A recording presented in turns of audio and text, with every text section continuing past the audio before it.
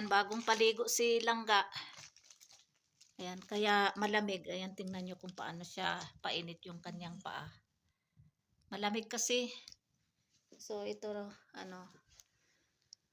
lagyan ko siya ng lotion. Ito yung lotion.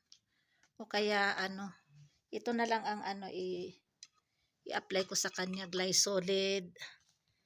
Thank you so much from Anonymous Family. Maganda itong Glysolid. Ayaw niya mag-lotion, ah.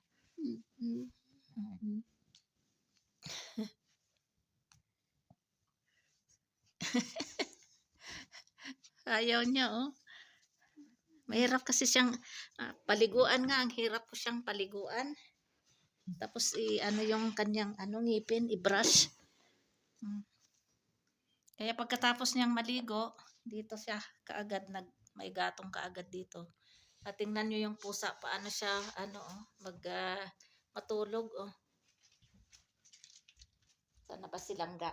And, na siya, tumayo na si Langga. Langga, ito raw.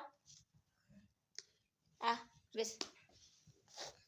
Sit down, sit down, sit down, sit down. Sit down na. Sit down. Sit down, Langga. Sit down, sit down. Sit down. Suklayin natin yung kanyang buhok. Ayaw niya din magpasuklay. Langga, sit down na, nice. Ang likot ni Langga. Ang hirap ko siyang paliguan, lalo na ngayong winter. Kaya, every 1 week ko siyang paliguan. Yan, oh. Ayan, fresh na si Langga. Tapos, ano ba yung perfume? Lagyan ko din siya ng perfume para mabango si Langga. Okay. Ayan, from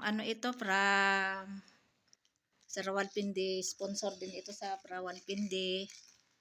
Ayan, marami siyang binigay noon, mga damit pang winter at saka kung ano-ano pa.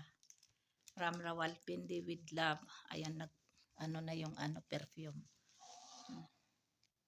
Lagyan ko siya lang ulit ng Glysolid. Ayaw talaga. Yan. Next, lagyan natin ng powder. Yan. From Anonymous Family, thank you so much sa unending na pagpapadala ng kahit anong items at din cash. Salamat from Anonymous Family. Yan. Na natin. Yan, lagyan natin sa loob para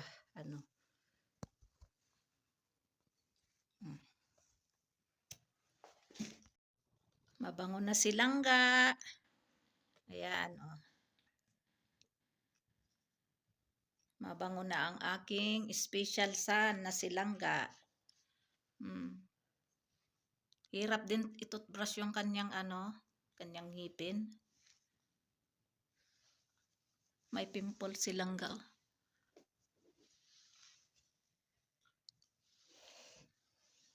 Tingnan nyo kung paano siya magpainit ng kanyang paa. Oh.